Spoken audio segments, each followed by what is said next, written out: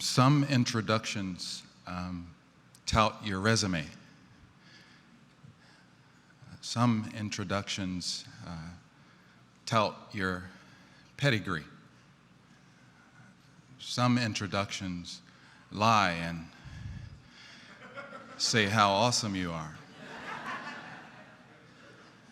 This introduction, I hope, will be as honest as I can possibly be. I am the son of formerly enslaved people, and so I am not impressed by resumes or pedigree. I think they lift up and foster and uphold white supremacy, and so I'm not going to do that. But I will tell you what I am in love with: a white man and or woman that can walk in brokenness, that can enter into their pain and or the pain of people in their sphere of influence. And in my life, I have some wonderful friends, colleagues, one of which you will hear from in a few moments. He, Troy, is a good brother, one that isn't afraid to enter into pain. And so out of all the things that I can say to you about him, the thing I want to say is what I think his wife would say. He's a lover. What I think his daughter would say: he's a protector. What I think his son would say: he's compassionate and caring. What I would like for you to know is that he's a good brother, my next of kin, a brother that can enter into pain. I think we're in a time where people are really worn out. We're feeling more and more isolated and feeling less and less able to go into the world with courage or vulnerability or intention. And we noticed that folks needed practices to be able to slow down. We tried to create a place where that can happen, where you can catch back up. And we wanted that to be a place where you can do it with others. That mindfulness and contemplative practices, yoga, creativity, they don't need to be a solo sport. The Hive is a place that folks can get together into groups with connection with one another and connection with what's happening within. Part of our secret sauce is getting folks into small groups, because so much transformation happens at that level of 5 to 12 folks. Quite literally, when you get together in a group, you can try on new ideas and you can say, I don't know, and I'm still learning. And you can live into the question in ways that you can't really do with an app or an online video. Holding that type of openness with other folks, it has a different type of quality to it. You can sit the same way with a group of people, and if you're all quiet, you can even catch each other's eyes, and you can recognize right now there's magic in the air. The thought would be you do this for 6 weeks, and you do this for 6 months. You do this over the course of a year with folks, and you start to realize it changes the way you raise your kids. It changes the way you talk to your colleagues at work. It changes the way you engage with strangers, even enemies. All these things, these choices, they kind of bubble up and go, I can be intentional with my life. So the Hive has a number of different classes that fit into 3 different categories.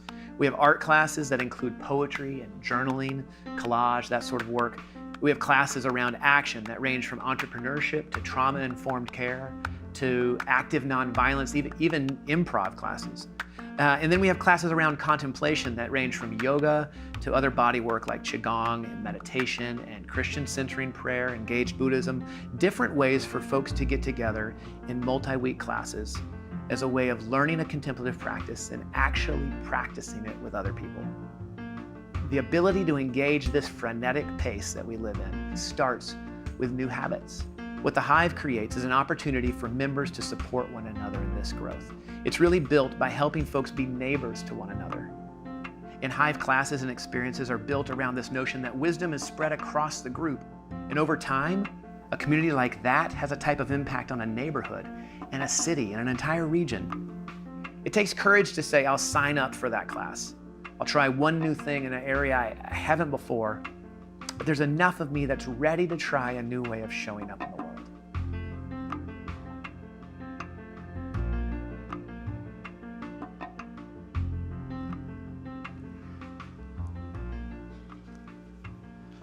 All right, so I'm going to invite you to stand up for just a minute with me. I think we're in a time where people, And we'll watch this all over again, and you say a word or phrase that sticks out to you. There we go. Here we go. Without any words, we'll just start with this. Just kind of warm your hands up and set them here on your heart. Take a breath. Notice your feet underneath you. And then if you're willing, would you just repeat after me here?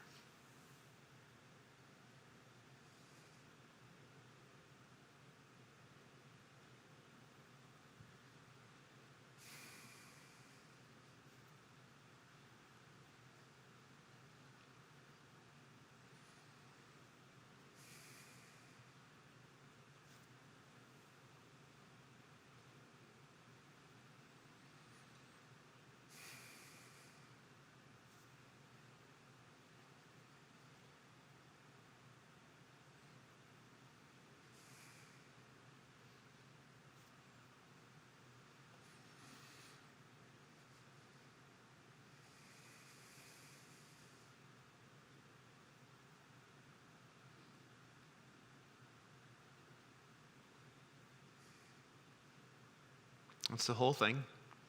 We're going to do it again, and now I'll invite you to repeat after me with your voice as well.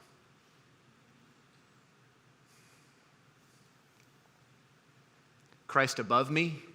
Christ above me.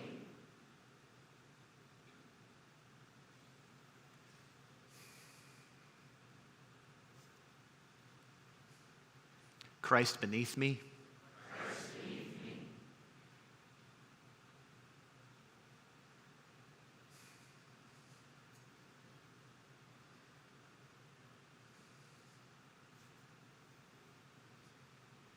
Christ before me. Christ before me.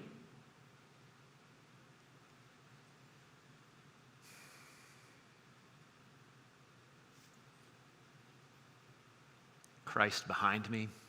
Christ behind me.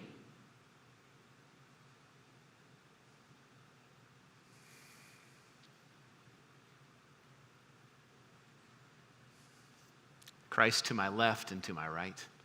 Christ to my left and to my right. It's okay if you bumped into Christ there. That's good. Mm-hmm.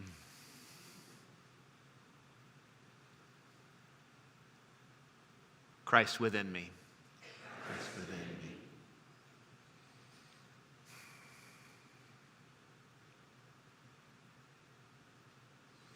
Just go ahead and settle into that for a second. Feel those feet underneath you. The mystery of Christ giving itself away as your very life. Or as our Sufi brother Hafiz would say, I am a hole on the flute that the Christ breath breathes through. And then he says, listen to this song, to this life. Your own 2 feet, your own life, the mystery of Christ revealed as you in this moment, our ancestors' lives, our neighbors' lives, those we resist, their lives. The mystery of Christ pouring itself out as this concrete, immediate moment. All right, y'all can sit down.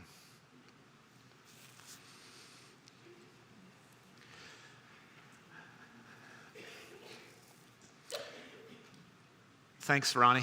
Where did he go? He already went to coffee. He's done. As I was thinking about the invitation to do this today, I was thinking about belonging. And Ronnie said that I'm not a fearful person, and that has more to do with my song and dance than what's really going on. And I think one of my biggest fears is the fear of not belonging.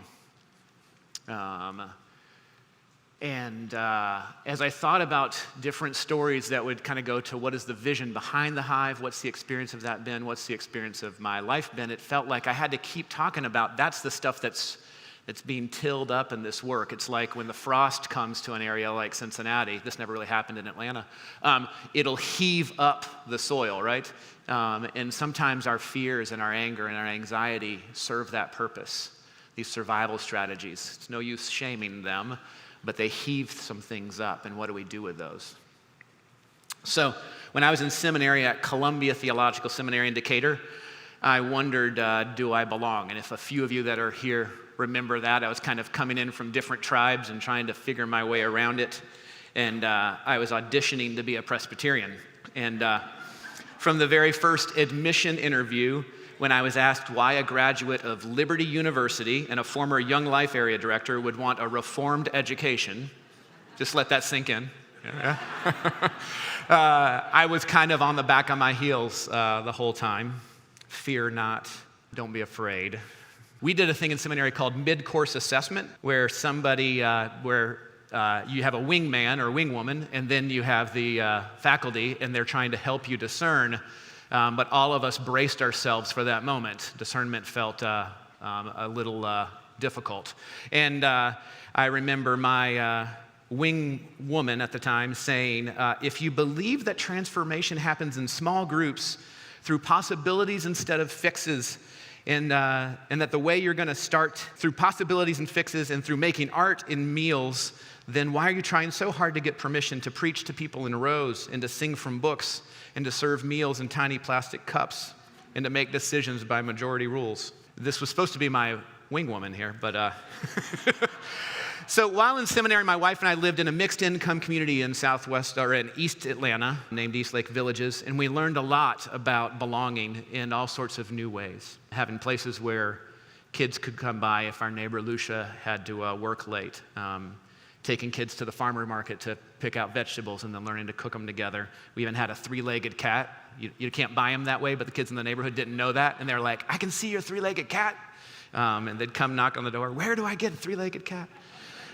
Extended families belonging to one another. Belonging. Eventually, I was ordained to validated ministry in Southwest Atlanta, working with neighborhoods to cultivate belonging between elderly folks, African-American folks, union employees that had worked at the car factories that had recently closed, civil rights leaders, hipsters and rock bands, and young city planners, all mashed into these neighborhoods.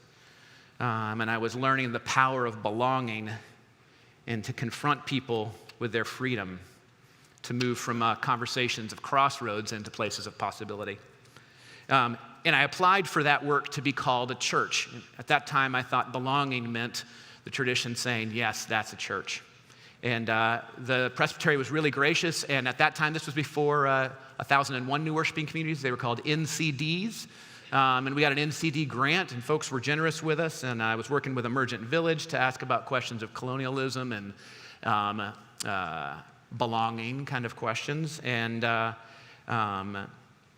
at a certain point, we went to an event with folks from this group called Neighbors Abbey. We went to a Presbytery event, and the person that stood up at the beginning said something like, nobody's sitting in the front rows. We Presbyterians, and those folks all looked at me and said, what do you mean we Presbyterians? What are we doing here?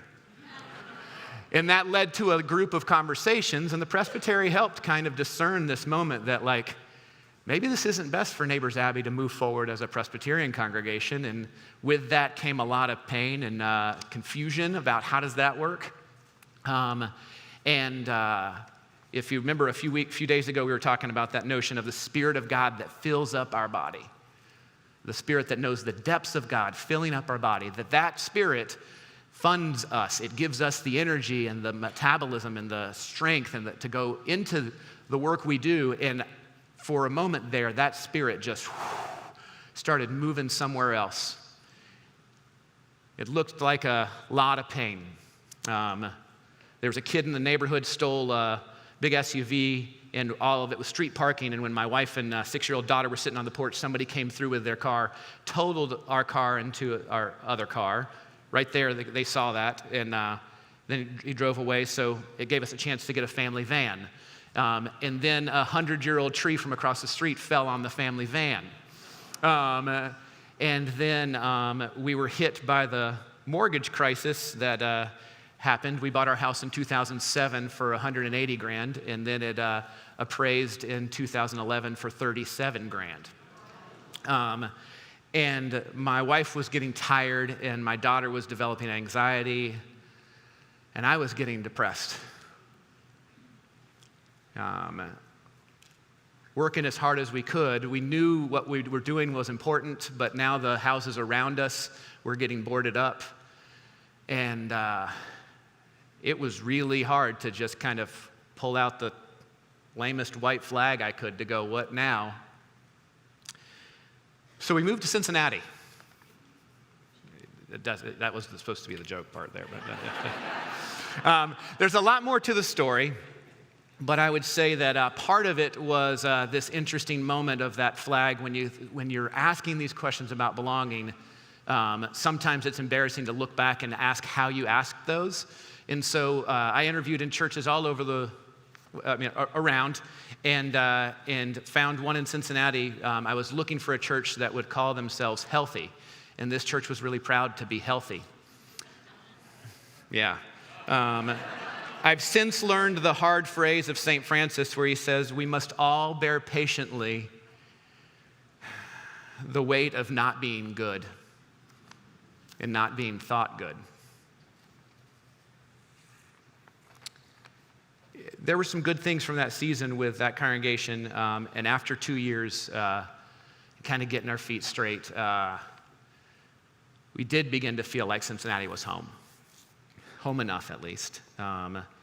And the stories of Cincinnati about the civil unrest and the collaborative agreement, the kind of character of Cincinnati. It's an entrepreneurship space. There's small cities like Cincinnati use per capita to describe themselves. So there's more entrepreneurs per capita in the Cincinnati region than any cities besides New York and the Bay Area. So it's like there's kind of that kind of energy going on. There's some difficulty around the neighborhoods here. You can see the tension and the challenges of that. This was ground zero for the shift in the election in 2008, Hamilton County right here. There's a lot of things about this space that had begun to endear my heart to the place here. Fell in love with Cincinnati and our little neighborhood called Northside. And I met a woman who was going through a spiritual awakening. She was in Al-Anon and kind of was finding her higher power, and she started having these conversations saying, I want to talk more about this. And before I knew it, we were in a small group at her house reading a Richard Rohr book on the spirituality of the 12 steps called Breathing Underwater. She'd invited the whole crew. I was the only man in the group, and half of the group was straight, and the other half of the group wasn't. And folks were coming from all sorts of walks of life, and every once in a while they'd kind of scratch their head and say, are you allowed to do this if you're a pastor? And then eventually they said, I wish there were a place where we could do this. Wish there were a place where we could connect intentional, contemplative practices and transformation and caring for our city. There were social workers that were part of it. And out of that came this vision for a place, kind of a small community that we would call a hub for contemplation, art, and action. Thankfully, my friend Dustin, after about half a bottle of bourbon, said, that's not an evocative name at all. So we came up with the word hive because the notion that there's a lot of things moving in and out of that space, honoring that there's some intentions to what it means to come in, honoring that we leave with some intention, but really recognizing the fact that belonging isn't about whether you get into this place or not. It's kind of a low threshold kind of a place. We rented and renovated a 1,500 square foot building, 2 classrooms and a kitchenette. And we were able to bring together folks around classes around nonviolence, the other things that you heard here. And folks began to kind of go, what else is here? And from that, we began to talk about membership. And we've been able, fortunately, through grants from 1,001 New Worshiping Communities and donations from other folks, to where 50% of our revenue comes from folks who say, I'm paying for classes or I'm paying for a membership. And then 50% comes from outside funding and donations and folks that say, I believe in this kind of a place. At each stage, the vulnerability of saying, I don't know how to do this, is where the edge of this sort of thing grows. And sometimes I think it's weird to kind of think about how to have this conversation, because I know a lot of us are working in congregations. I currently also serve as a stated supply pastor for a small congregation 5 miles from my home. Inside the structures of what we work on, we often kind of get afraid of what might change. We get afraid of the risks, and so we don't know how to ask for help. And what this has kept teaching me more and more and more is how to ask, how to go into a vulnerable place and say, I don't know. And one has to do with funding that I want to share before we close. There's a gentleman that was a part of actually the congregation that I came here to serve, retired from Procter & Gamble, really happy-go-lucky person that I thought would end up being kind of a funder for the work that we do. And so a year into things, I come with him and say, here's what we've done.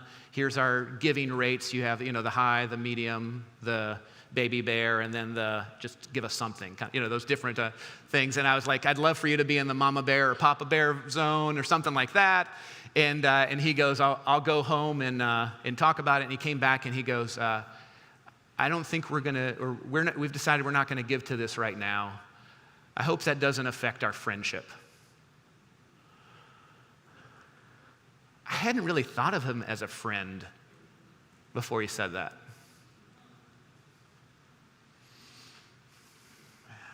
And I realized that just making space for those responses you get from folks, you begin to recognize how many of us are walking around recognizing and looking for belonging, and how many of our projects get in the way of that.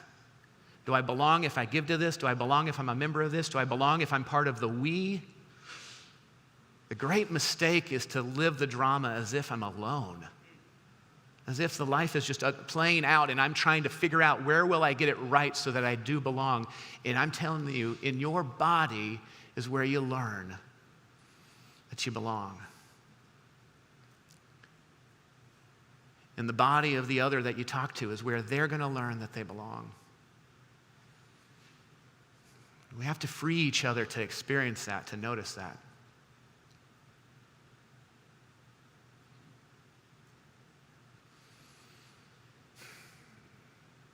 I started with that quote from Hafiz.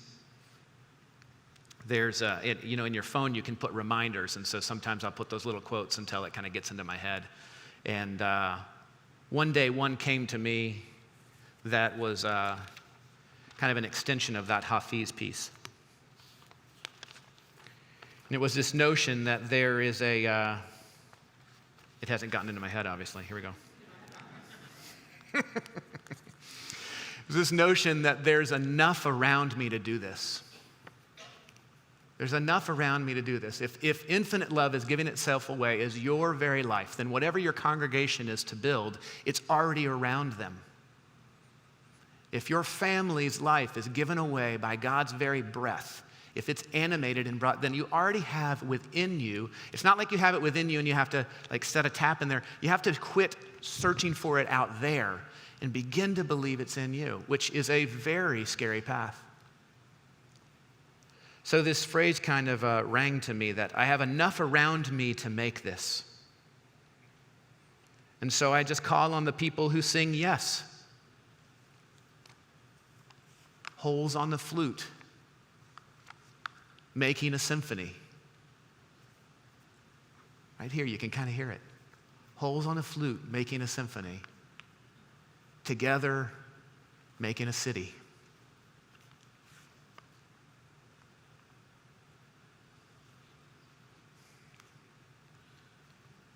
The great mistake is to think you're alone in this work. We anchor our hope to this idea that I'll belong if I can get the future thing to work itself out. If you belong right here, then you can just get to work. The mystery of Christ revealed as your very life.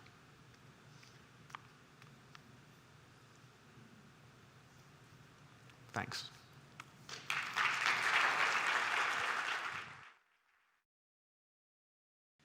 Good morning. My name is Felipe Martinez. I am a pastor at First Presbyterian Church in Columbus, Indiana. I am a member of the strategy team of Next Church, and it is my privilege to introduce to you my friends Mike Mather and Harges, who are here to present our keynote. When I talk about them, I also refer to Mike as my pastor and Diamon as my mentor, because that is what they are.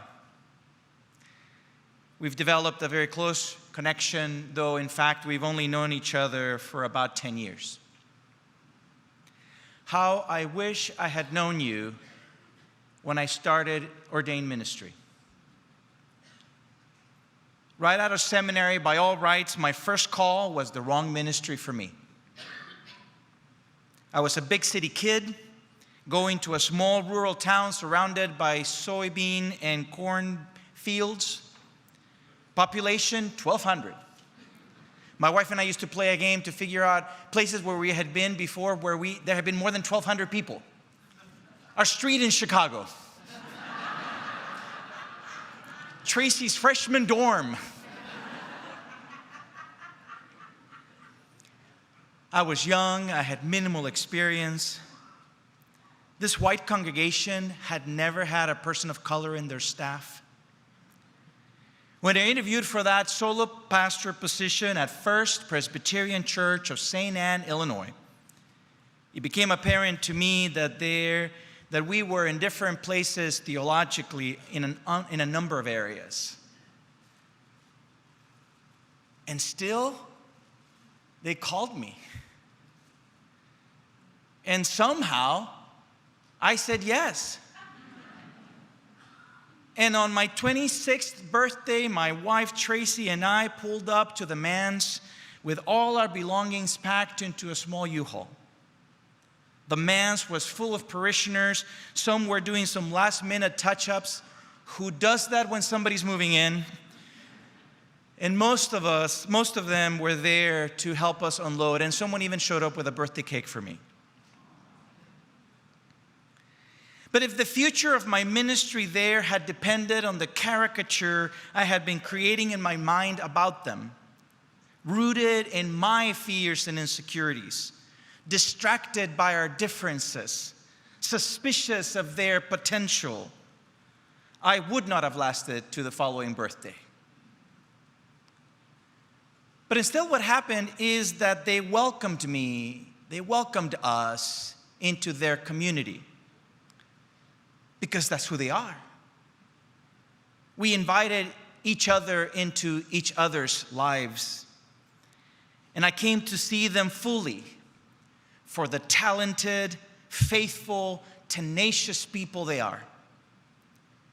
I hadn't arrived at the backwater of the realm of God as I feared, but at the fertile ground that had been producing a harvest of faithful ministry for over a century. And our ministry together lasted 10.5 years.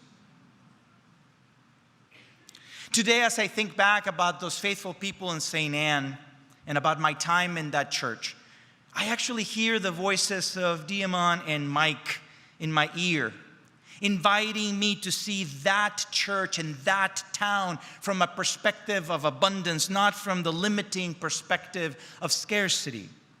The way that Mike and Diamon view God's people gives me now the vocabulary to describe the gift that church and that town were to me and to my family. And what's more, Diamon and Mike challenged me to see and hear today with the full anticipation of encountering the giftedness of people, the uniqueness of the faithful, and even to enter into the raw nature of a complex setting.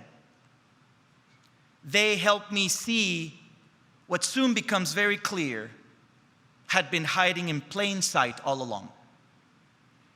And so I am delighted that I get to have Mike and Diamon here today to journey with us. So please help me welcome Harges and Mike Mather.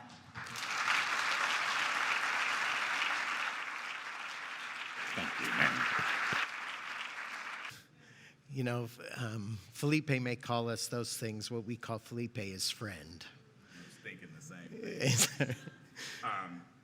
thing. The people that were on the committee that Felipe was on, would you stand for a second? Felipe, stand. Who are those people?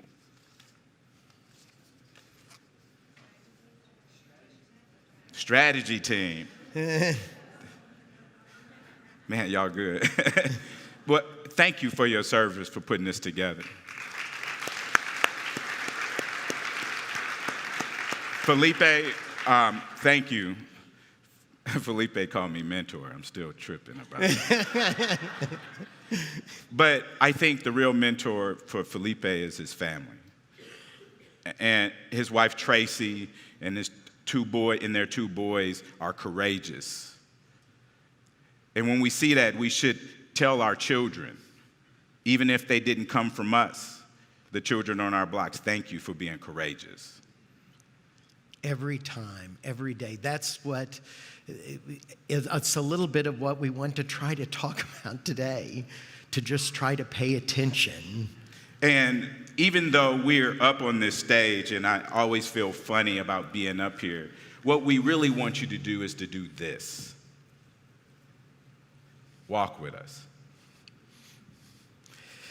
So a few years ago, I took a walk to South Africa. Well, it wasn't a walk to South Africa. It was a walk in South Africa. And when I got there, one of the people I talked with was someone named Charles Villavicencio. And he said, you know, we had a joke in South Africa in the 80s. And I thought, what was funny in South Africa in the 1980s? And he said, there are two possible solutions to our crisis here. One is miraculous and the other is realistic. One solution is that God will send down angels and sort us all out. That's the realistic solution. The miraculous one is that we will sit down and talk with our enemies. And all of a sudden I thought, why do I not trust the miraculous that's in our hands all the time around me in my community are gifted, talented, wise, creative, genius people. And I'm all the time thinking about the church or about the church serving people rather than trusting the miraculous that is growing up in the lives around me. And so we tend to think about these things and try to think about the ways in which in the church that I grew up in the church that I was trained in the church that educated me, you know, I was taught to help people, you know. I was taught to pay attention to the needs and do something about the needs. I was not encouraged to pay attention to God's abundance in the most unexpected places. But the scripture all around us, Brueggemann says, right? The whole story of the scripture is the story of the journey from scarcity to abundance. I was stuck at the first verse of Genesis 1. Hadn't made it all the way to the end.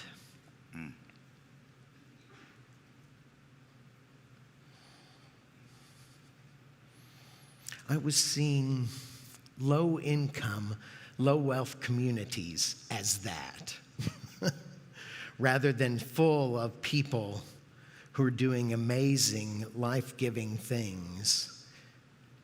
One of the things that always happens is that people would come to me and say, because I've always served in low-income, low-wealth communities, is people come to me and say, hey, I want to teach a budget class. Really? Do you know who knows how to stretch $1 better than I do? Everybody in a low-income community. I mean, he meant that.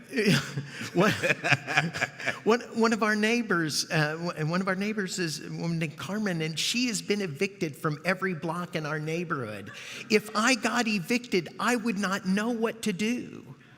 I went, and Carmen and I went out to eat, and I said, Carmen, what do you do if you get evicted? And she said, well, we gather the whole family together. We gather our friends, and then we say, who has room? Yes! Why am I not seeing this all around me?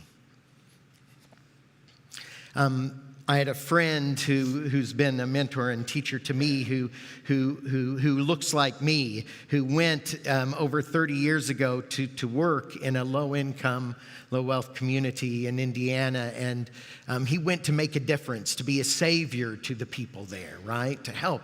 And so he and his family moved in, and his young daughter, was making friends in the neighborhood, and she made a friend, a little girl her age, and she said to her, hey, will you want to come over to my house and play? Sure. And she brought her friend over to her house, and she took her up to her room, and the little girl she was with looked around and said, wow, you get this whole room to yourself?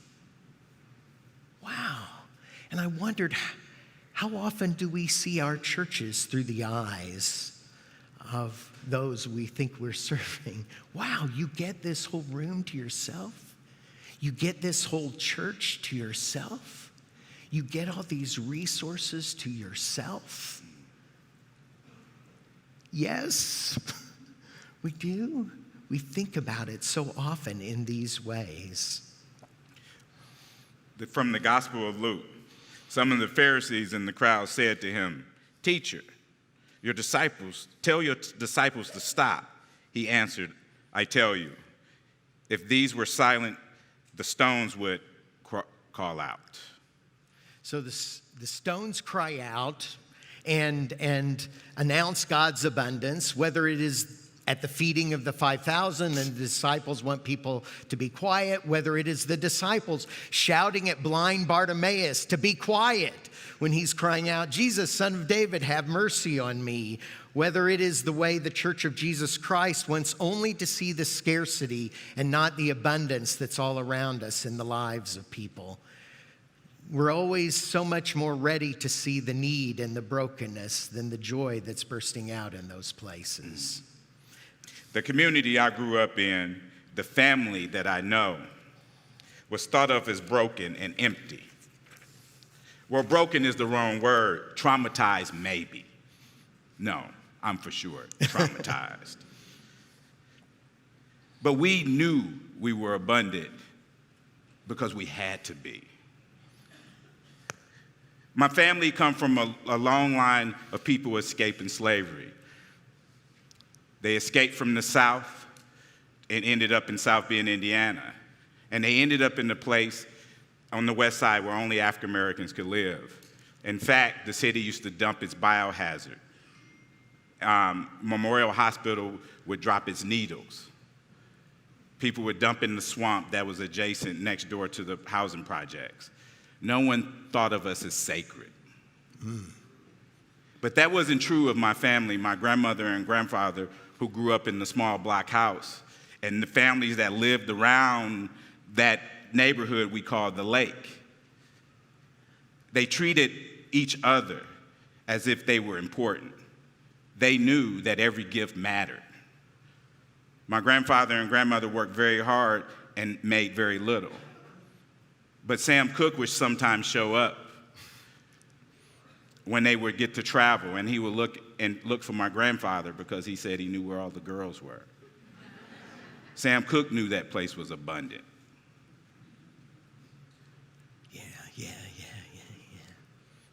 Although they were treated like they were broken, like they were traumatized, they didn't live that way.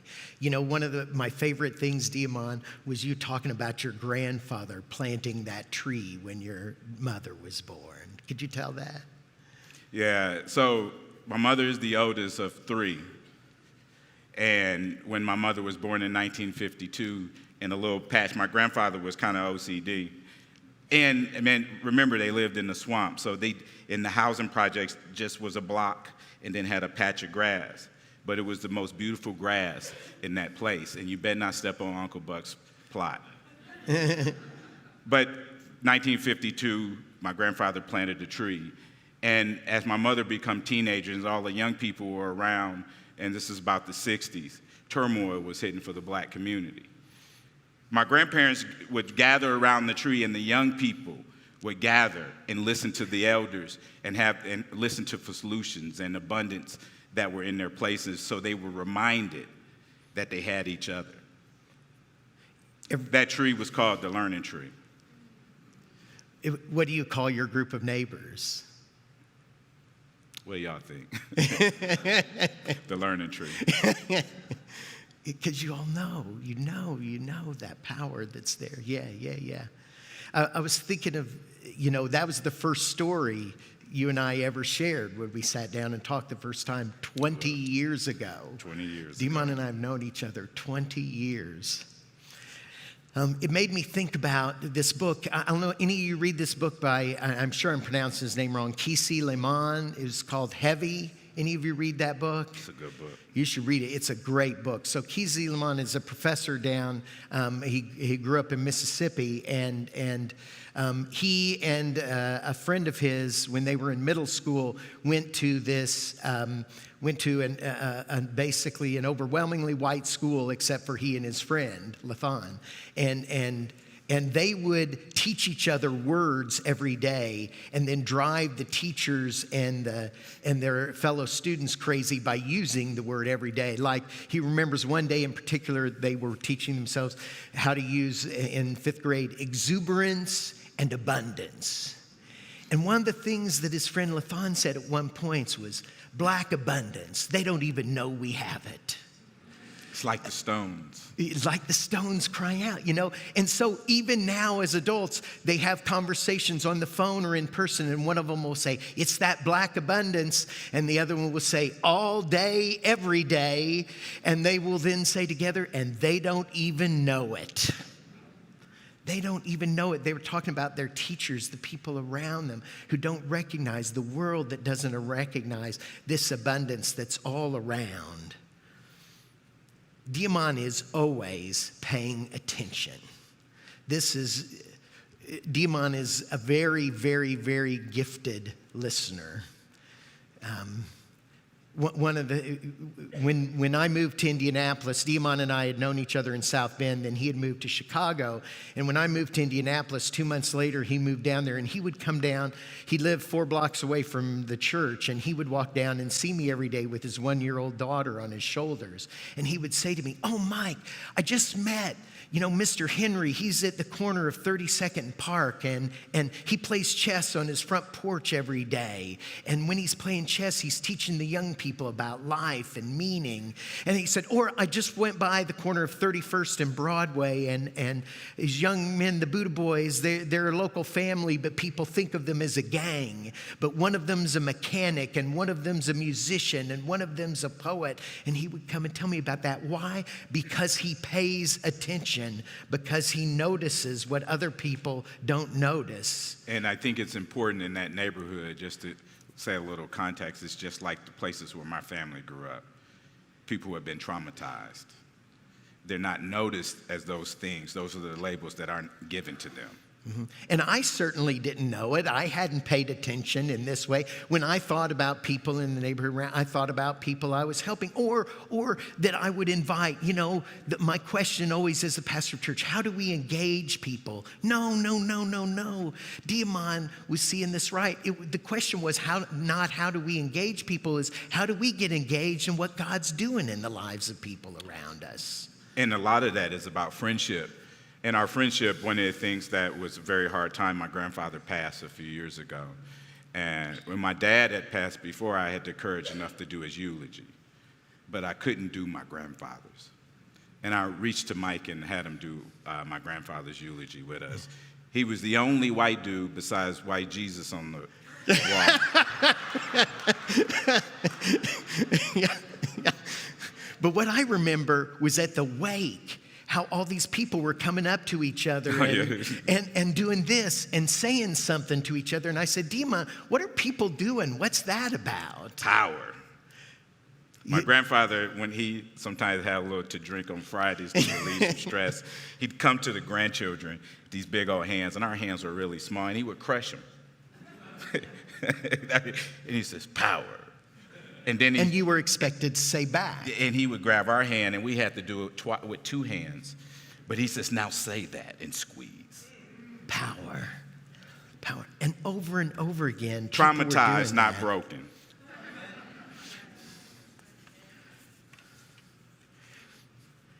So we have a practice, right? So we like to get people's bodies into the work, and well, this is a chance for us, even in the silence, to hear the stones cry out. So we're going to put our bodies into the gospel. So would you please stand? So get everything out of your hands. Could you ask the person next to you for permission to hold their hand?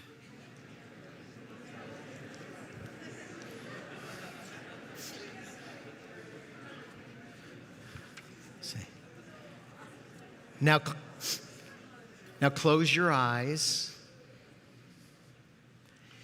If you grew up in a happy home, squeeze a hand. If you grew up in a home that would not have been described as so happy, squeeze a hand. If you ever wondered where your next meal was coming from, squeeze a hand.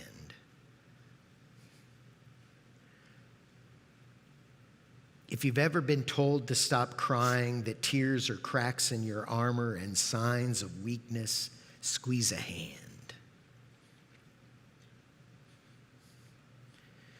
If you've ever been pulled over for driving while black and prayed to God that you would get home safe, squeeze a hand. If you've ever gone to war, squeeze a hand. If you've ever had to dodge a bill collector's incessant calls, squeeze a hand.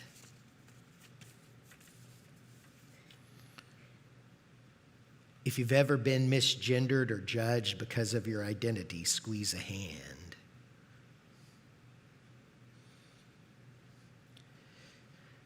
If you've ever wondered if a loved one may be deported, squeeze a hand.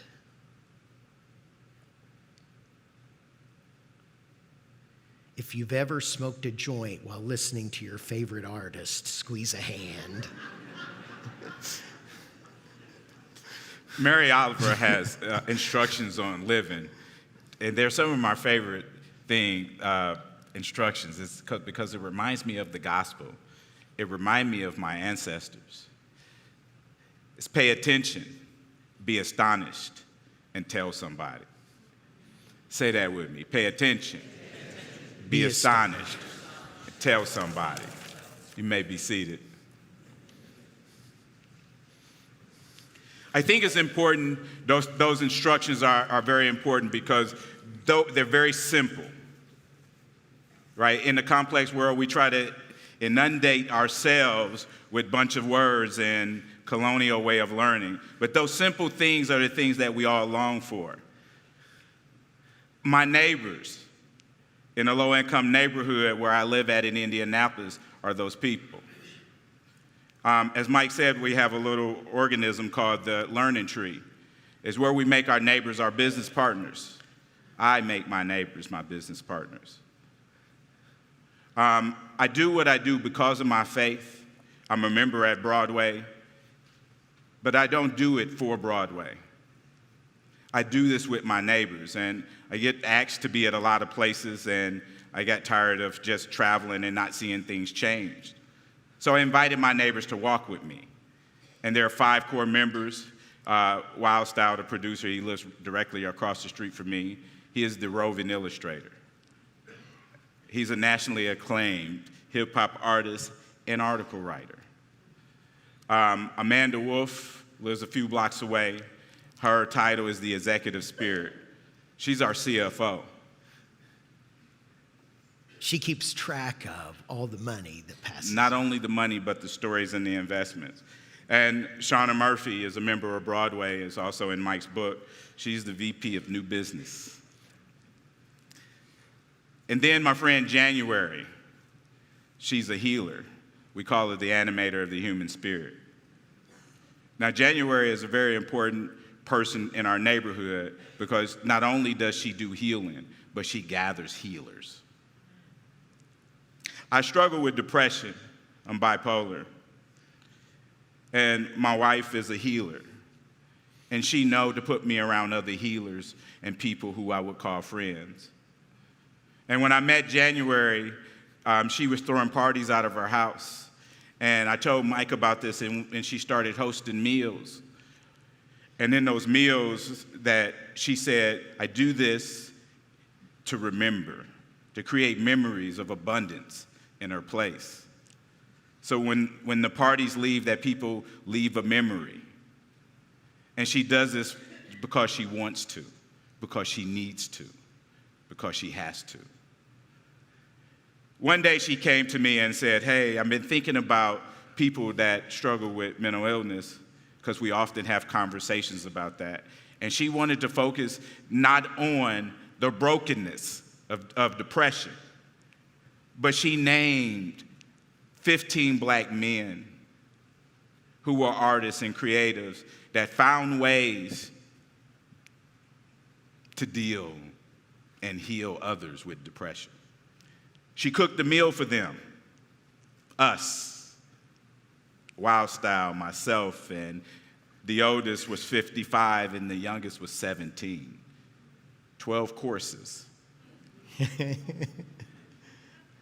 After the meal was served by her and some neighbors, they left.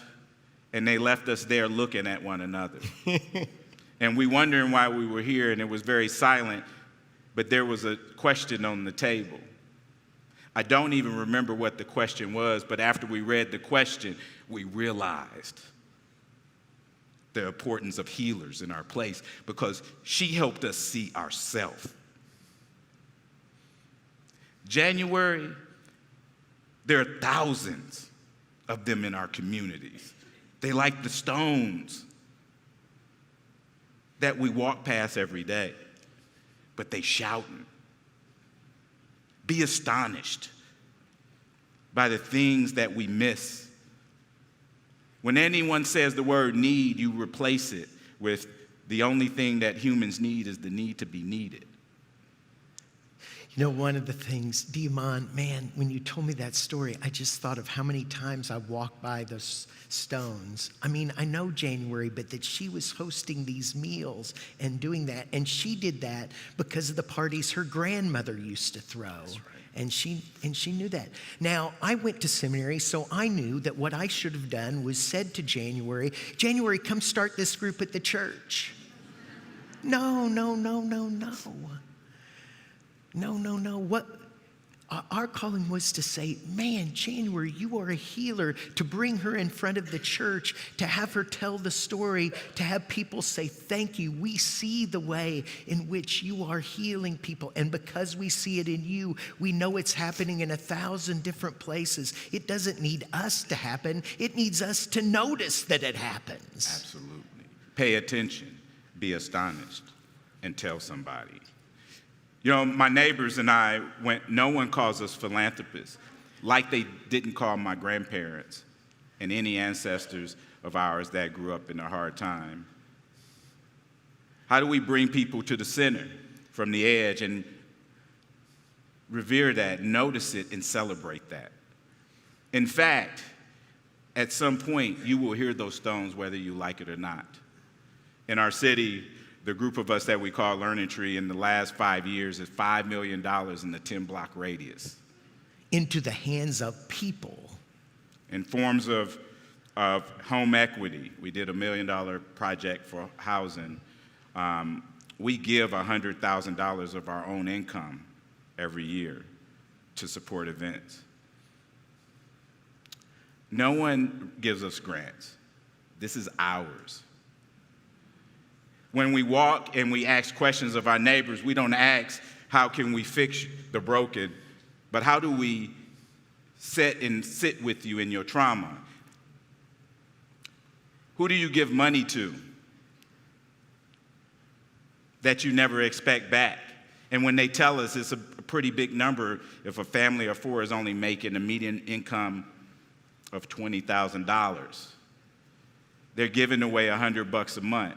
Well, you are philanthropists. No one calls us that.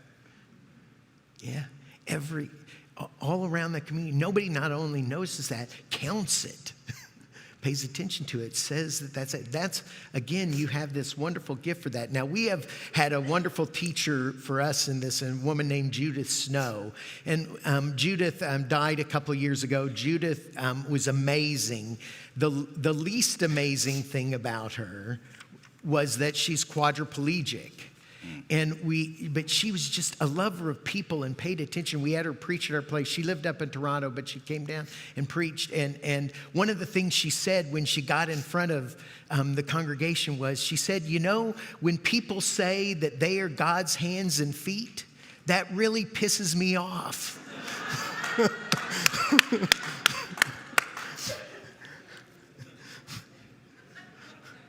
Yes. You know, we keep saying, oh, we're God's hands and feet. No. God is active and present in the most unexpected places.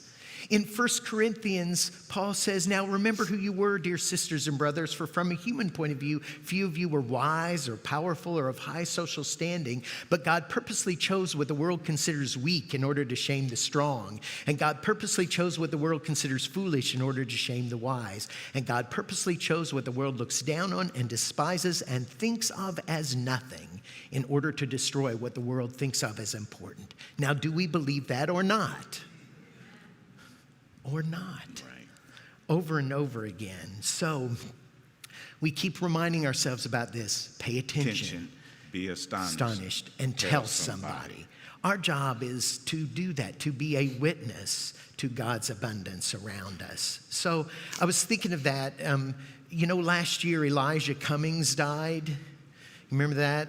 Representative from Baltimore. He was one of the leaders in the Congress. And at his funeral, one of the stories that was told that was so amazing to me was the story about his father being at his first, inauguration installation there in Congress. And his father was up in the balcony, and he noticed at one point, he looked up and he saw that his father was crying. He hadn't experienced his father crying. He didn't know what was going on. So he said to his father, afterwards, Dad, what was that about? I saw you were crying. And his dad said, isn't this the room where they used to call us slaves? Yeah. Isn't this the room where they used to call us 3/5 of a human being? Yes. He says, when I think of you being sworn in, now I see what I could have been if I'd had the opportunity. And I thought, again, what is it that we're seeing? How are we treating people? How are we bearing witness to God's abundance and power in the lives of places in people where we least expect it? Opportunity wasn't what I was offering to people. I wanted to help people rather than see their abundance. All our structures, all the ways in which we organized our life together at Broadway, all the reports we asked for, everything, were about scarcity. We're about what we didn't have rather than what we did have. So I wasn't paying attention. And Diamond called me. He'd been, walking around the neighborhood, talking to his neighbors, finding out. And we at Broadway had, at this point, for 30 years, been running a tutoring program. And in that tutoring program, I would go and get volunteers, not only from our church, but from Meridian Street United Methodist Church, St. Luke's United Methodist Church, Carmel United Methodist Church. I would get volunteers from United Way. I would get volunteers from Lilly Pharmaceutical. Yes. You know who I never asked for volunteers from? Our neighbors, right? Because, these people are poor, right? I'm talking about myself here, right? So Diamond calls me, he says, Mike, you got to talk to Maya. I said, why do I have to talk to Maya? He says, Maya does tutoring out of her house. And Mike want me to give him the story, the 20-minute story on the phone, and I was, just call her. I'm like, well, tell me about this. He says, no, call her. So I call Maya. Maya has been there in the neighborhood for 34 years, her whole life. She lives in the house her parents raised her in. She works at AT&T at nights, and when she gets up at 11 o'clock in the morning in the summer, she has the kids from her block come over to her house. And she says, and I tutor them. And I said, well, I don't know what you mean. What do you cover? She says, I cover everything from phonics to Sophocles. I said, what do you mean? She said, well, if they don't know how to read, we do phonics. If they do know how to read, we do Sophocles. And then every Friday, I have a barbecue in my backyard, and their families come over and they present what they've learned. Now, I should not be saying to Maya, hey, would you come tutor in our program? I should be saying to Maya, how can we be a part of what you're doing? How can we be a part of supporting and encouraging and blessing the holy, good work that you're about? So I invite her to church on Sunday because, that's what I do. I'm a pastor. And she's lived there 3.5 blocks from the church for her whole 34 years, and she's never set foot in our church. And you know how I know? She sits in the front row. And we had a practice at this time of on the last Sunday of every month before the last hymn, we would celebrate ministries that had died, ministries that were continuing, and ministries that were beginning. And we meant ministry, but we mean that in the broadest sense, not things starting in and through the church, but things starting in and through people's lives, right? So she's doing this work. So she comes and says, well, I'm not going to get up in front of everybody and talk because I'm too shy, but I'll talk to people afterwards. So we had a group in the church called the Animators of the Spirit, and they got up in front of the church as they do at this part, and they asked Maya to stand, and Maya stands, but her back is to the congregation, right? And we're going to ask you to help us in a second. So her back is to the congregation, and she's standing there, and the animators of the Spirit describe what it is she's doing. And then the animators say, will those of you who will support Maya with your prayers, your presence, your gifts, and your service, and your witness, please stand. Stand. So, but she doesn't know that because her back is to the congregation. And then the animators, stealing from the marriage litany in the church, say, will all of you do everything in your power to uphold and care for this person in her ministry? If so, will you answer, we will? We will. That's how Mike do it. You may see. So, and all of a sudden, two things that had been invisible are now visible. We had not known there's people doing this holy, good work all around us. And she had not known there's a congregation full of people who are eager to bless and encourage and support and invest in what she's doing. And if we had not shifted the structure from scarcity to abundance, figuring out how to grieve the things we were feeling bad about. I mean, one of the things that Mike helped us do is to bury all the things that were dead. We grieved. And we had practice of that. But we also invested a lot of time in celebrations and parties. Those things were important into our structure. Those were proof, corporately, how we lived out together in the world, our faith.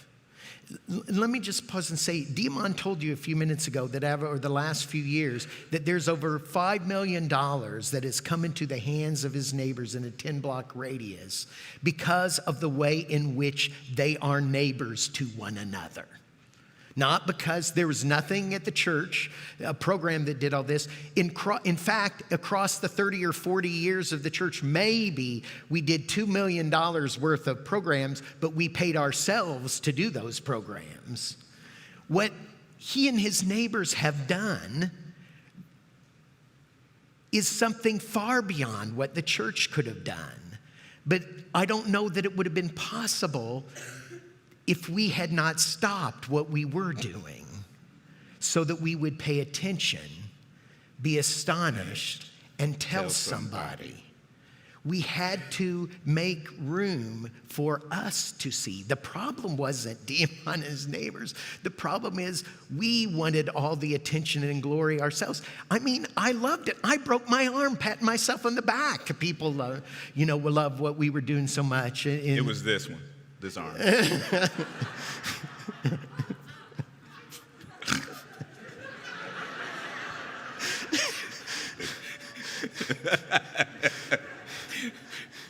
It's true.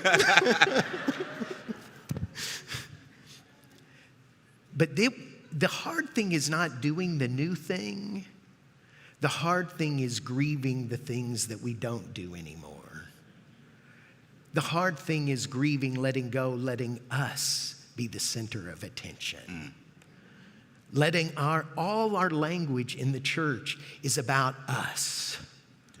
About us being the witness to God's power and love at work. Us being God's hands and feet. Us being the mission in areas. Us being Christ's presence in the world. No, it's not about us. It's about what God is doing in the lives of people all around us.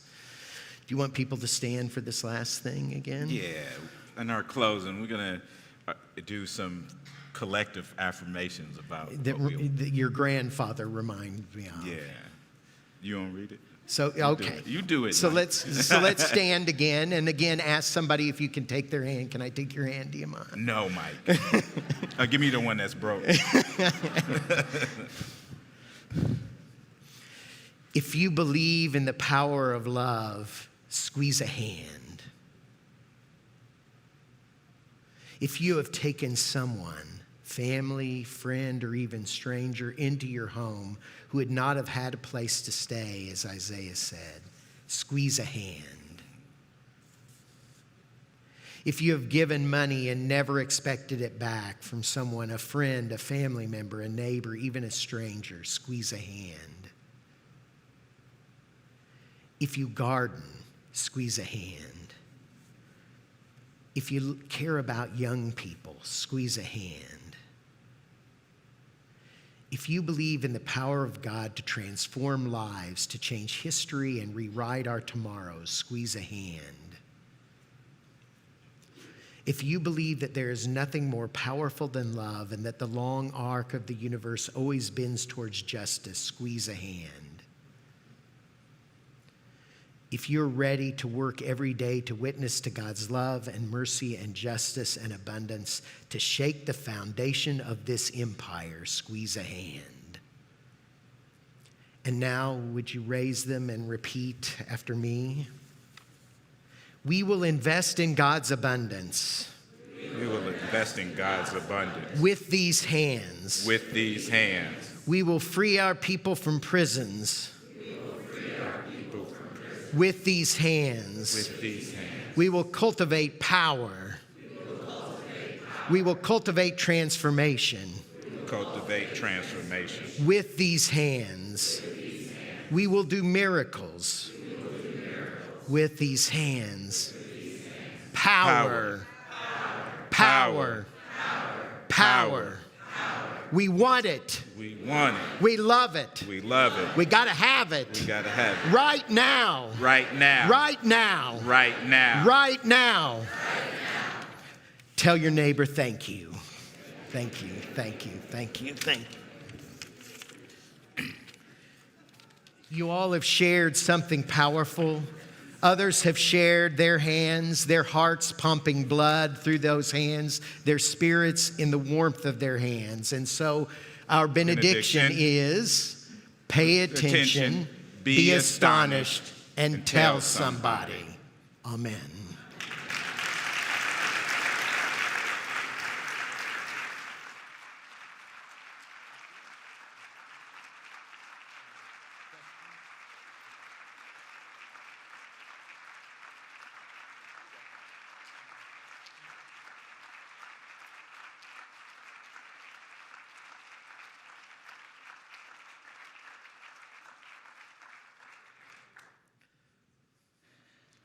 See why I love them?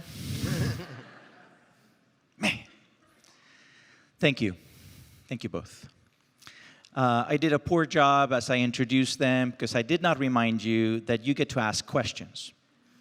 So my hope is that you are able to go on Twitter and with the hashtag NextChurch2020, you will ask Mike and Diamond a question. My hope is that you will write a question on a piece of paper and hand it to someone who will hand it to someone towards the end of the aisle so that they will be picked up and then they will be shared with them because they want to get your questions and they want to address your questions. And so as a way to start that ball rolling, you're going to ask us? I will ask a question. Diamond and Mike, I don't know if you feel the anxiety of the church in the same way that all people do, but there's an anxiety in the church about losing numbers, about crises, about splits. And you have talked to us about these 3 simple questions that Mary Oliver shared for posterity for us. What do you think is the hardest of those 3 questions? Or where do you think we get tripped up first? I think it's pay attention.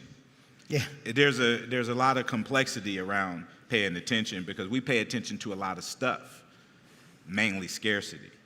So the question is, when we talk about pay attention, what are we paying attention to? You know, are we paying attention to figuring out how we enlarge our seats on Sunday? Or do we recognize that all 4,000 people in a 4-block radius around our places are as part of contributors of our congregation and our parish? So paying attention would be the hardest. I think it is too, because I think I was paying attention. The issue was, to your point, what you're paying attention to. You know, one of the most educational points of me for this was when I had a woman in a congregation in South Bend, Indiana, say to me on Pentecost Sunday after worship, "You said that Peter, reading from the book of the prophet Joel, said that God's Spirit flows down on all people, young and old, women and men." And I thought, am I awesome or what?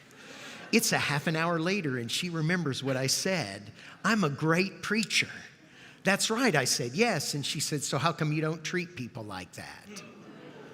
I said, what do you mean? She said, when people come to our food pantry, you ask people how poor they are. You ask people how much is their income, how much are your expenses.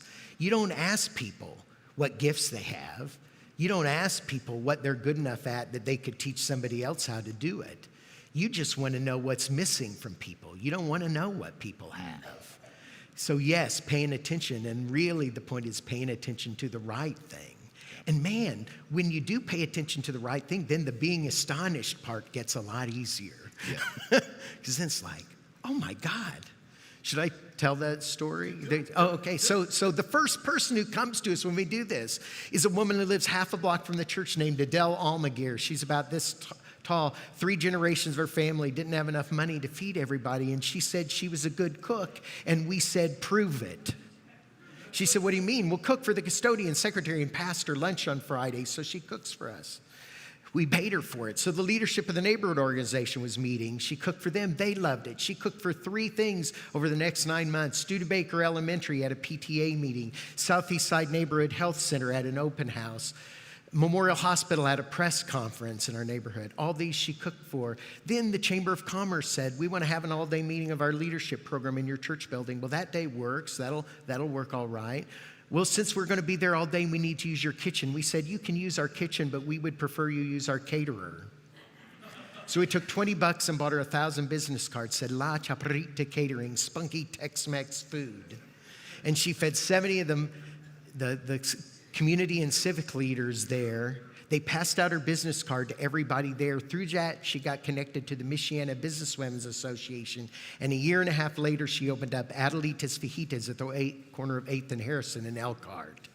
Now, if we had said to her when she showed up, how much was your income and how much were your expenses? Or they would have kept telling them. Yes, we would have all ended up poorer for it. And we would have missed a lot of great food.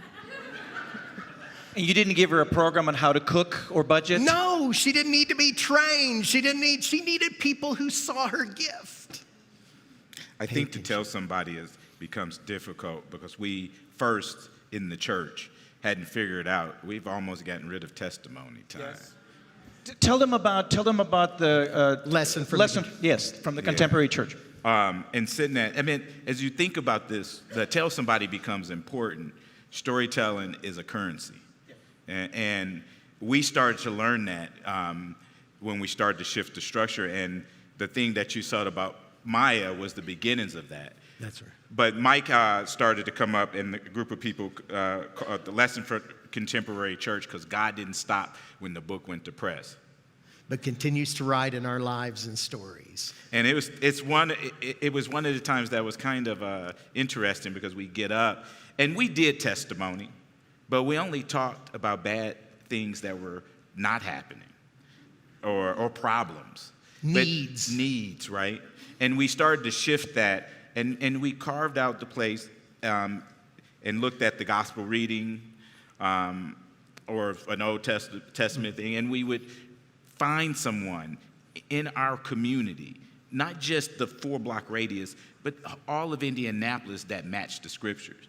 And we would have that time. And we would have them come and talk. And it is a big part of the culture of that congregation. And in fact, it is probably like our most favorite time.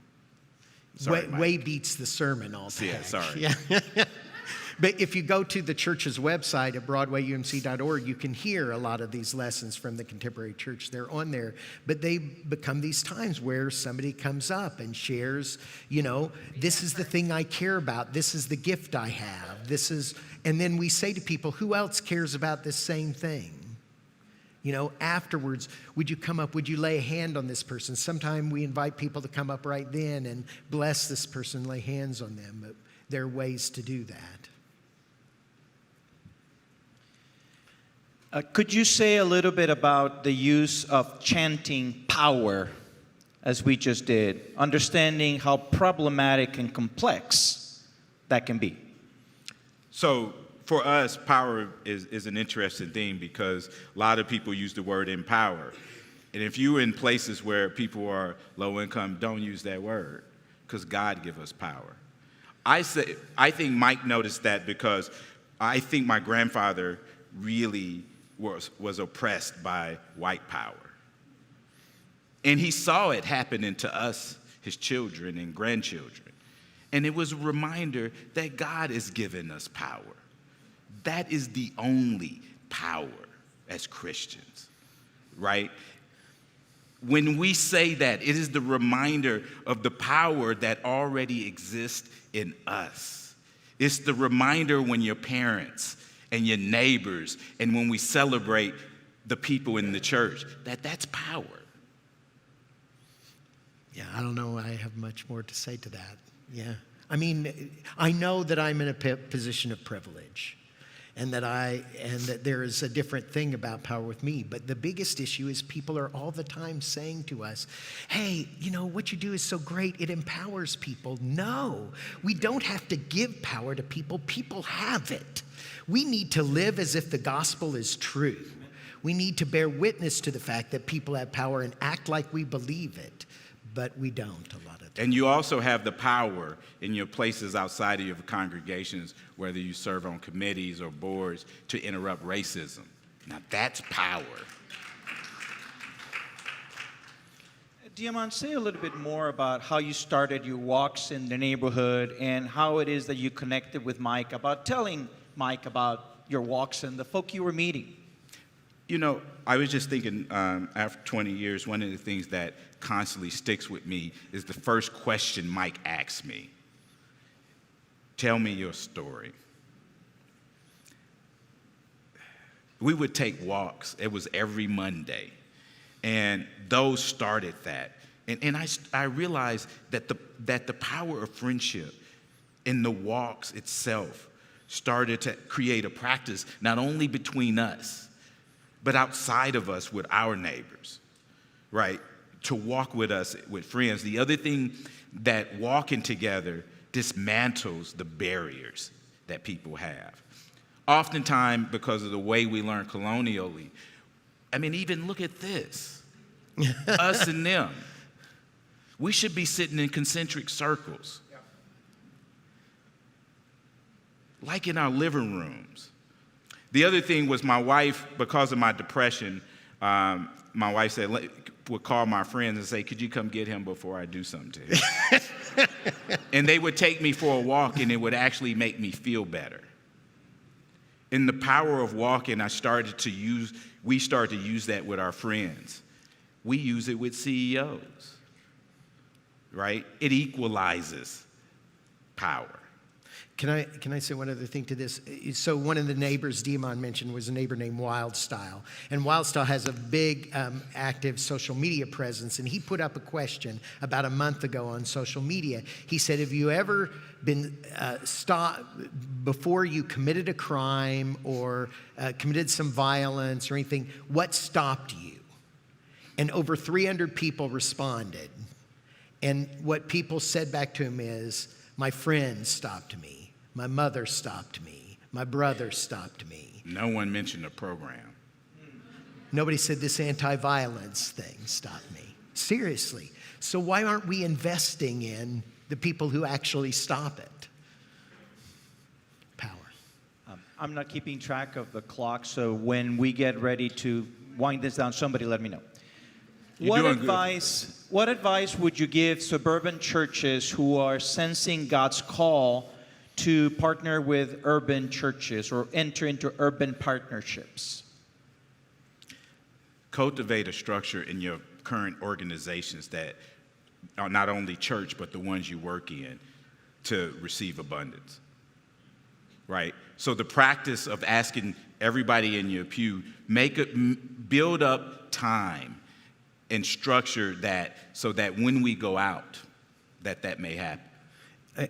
One of the ways this comes to us sometimes, I know, is because we talk to Carmel St. Mark's, right? Is they do a lot of mission in Indianapolis in low-income parts of the community. And we said to them, look, there's some people in your congregation who are really good listeners. You know who they are. We don't know who they are. Tell them to go to this meal that they go to, and other people are cooking, but you go and sit at that meal for a month and you just listen to stories. Then come back and sit with the pastor and the mission committee and say, what did you hear? What gifts did you hear? Did you notice?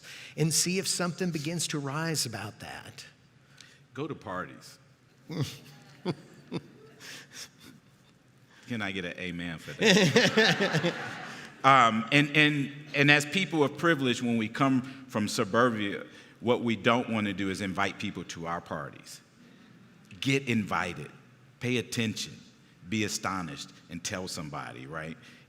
Ask, can you bring a friend? And just listen and hang out, right? Eat the good food, dance to the music. Yeah.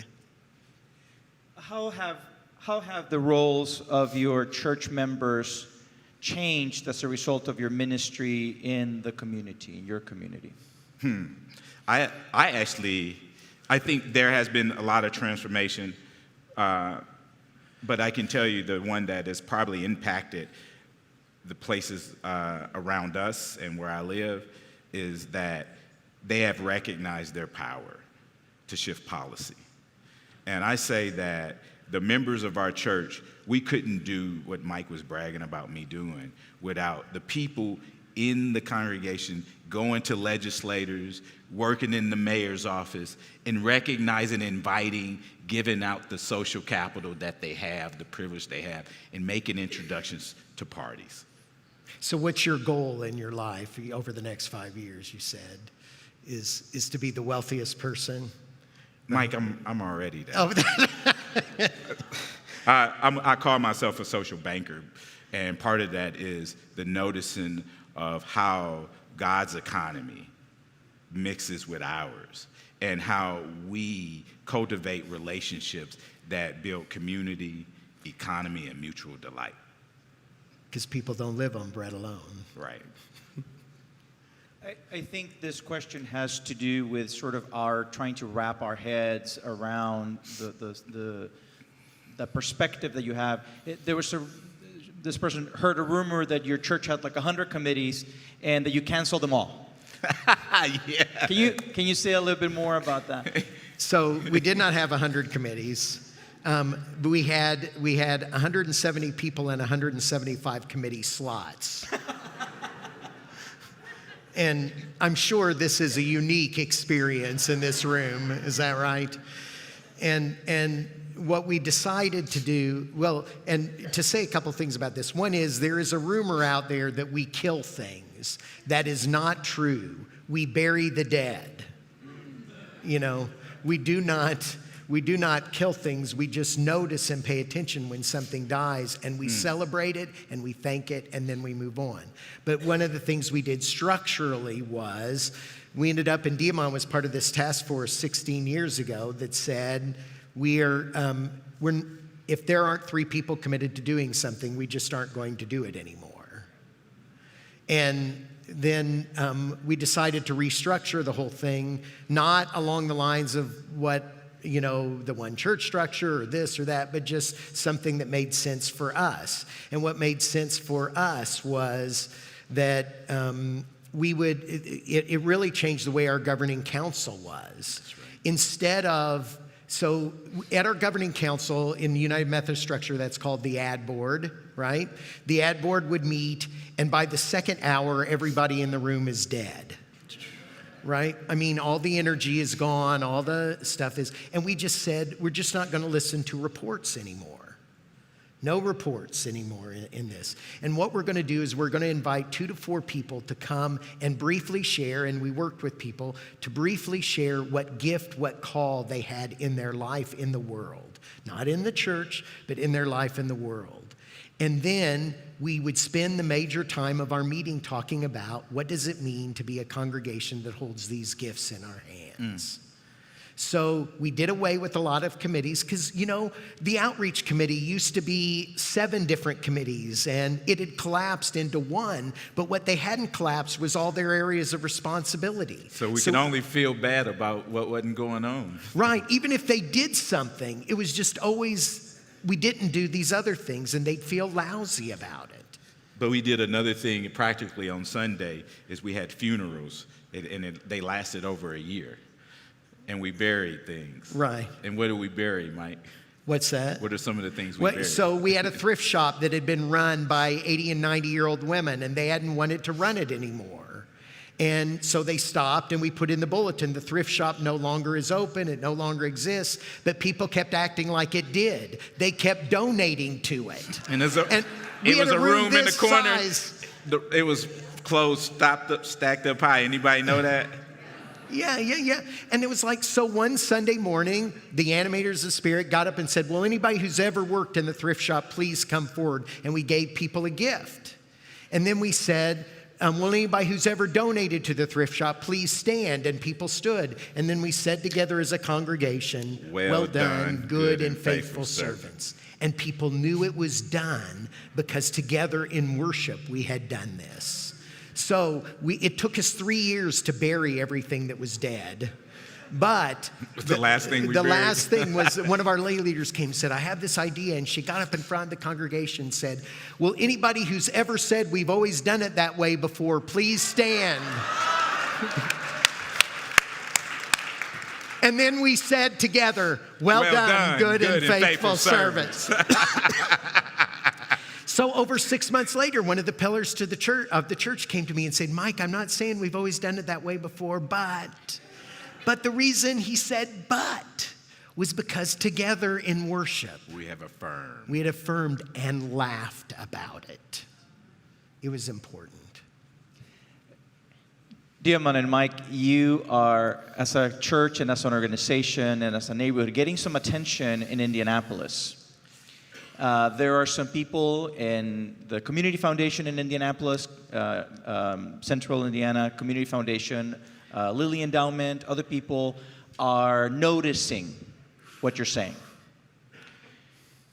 In what way are you cautious not to be co-opted by their attention?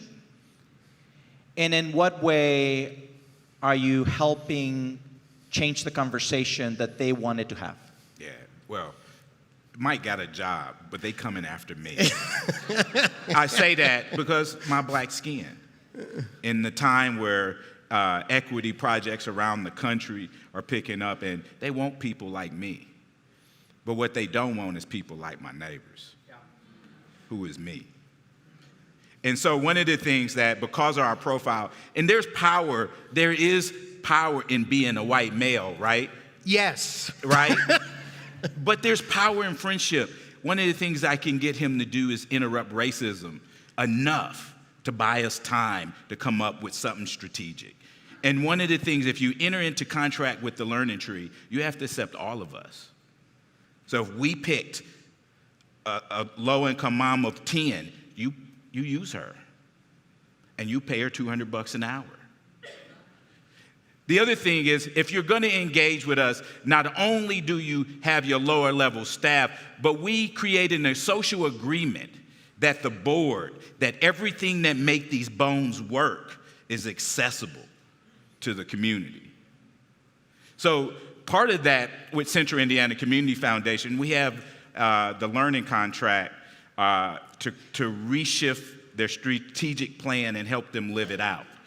So they've let us hire what they call community ambassadors.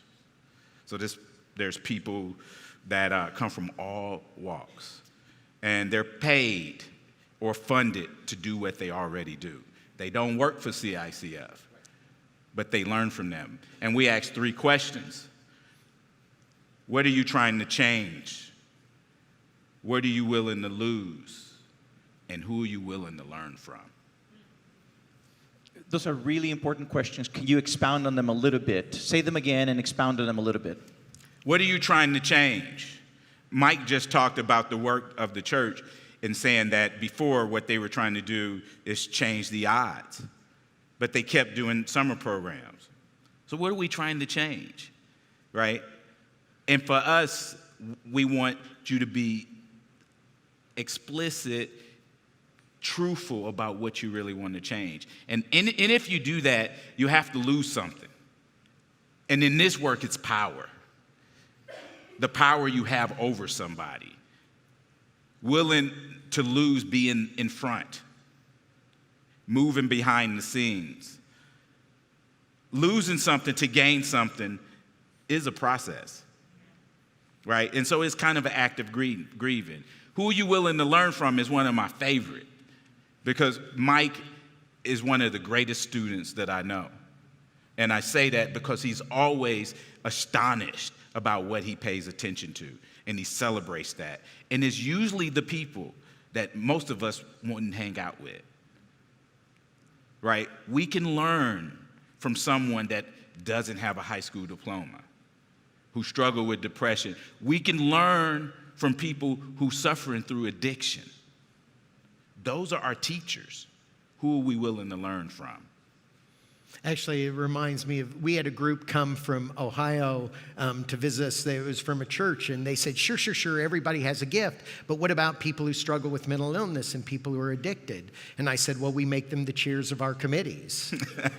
and they laughed, and we said, no, it's true. At the time, the chair of our finance committee was a man who's addicted to meth. But we have never had anybody who is better able to explain the complicated finances of our place and was more patient about it than Todd was. If we said to Todd, because you're addicted, we weren't going to use your gift, we'd be poor for it. Fran was chair of our governing council. Fran's bipolar. Fran also has good jobs. She does good work. And she was a great chair of the governing council. She's now chair of finance. You maybe see a theme here. But if we said to her, just because you struggle with mental illness, you can't do this. I mean, and who among us doesn't have problems? We all do. Anyway. Sometimes we go to conferences and we wished that we just got the 3 steps to do the thing. And what you've given us is 3 questions that are so open-ended. Do you ever hear frustration about that from people when you go speaking to them? You know, so we have people who come to us all the time and say, like, Diamon's official title a few years ago, nearly 20 years ago, was the roving listener. And he worked for the church for 2 years as the roving listener. That was, and he did that. But so we get people who come to us and say, hey, could you give us the job description for the roving listener? At Thanksgiving, my sister-in-law was carving the turkey, and she says to me, hey, our church is doing a strategic plan. We really like the roving listener thing. Could you give me the job description for that? And I said, no. And she looked up with the knife in her hand. And I said, no, we weren't looking for a roving listener. We saw Diamond, and we saw his gift, and we saw how much we needed it. And so we went to him and said, how'd you like to get paid for what you already do? We didn't go looking for a roving listener. You need to pay attention to what's in your place and figure out the unique way in which God is doing something around you. There are 1,000 different ways this works out. And it's different for everybody and for every place and for every people, because God is different with everybody. We don't think people should do what we do. We do think people should look at the world like we do. That the world is abundant and that God's people are abundant. And that if we don't do that, who is going to do that? And I think the other thing is that we try to help people learn the way we've learned. And when we talk about power, the reason why I say, who are you willing to learn from? That we already are familiar with those learnings. Your first learnings wasn't a piece of paper that you read. It was your mother giving you a hug, or someone experiencing something, or a meal at a table, or on the porch. Those are very simple learnings that equalizes us all, right? Our emotion is such more complex than living it out in our head. And then it's okay to live it out in your heart, but it's also good to walk and be witness to where it's lived out. Beloved, help me say thank you to Mike and Diamond.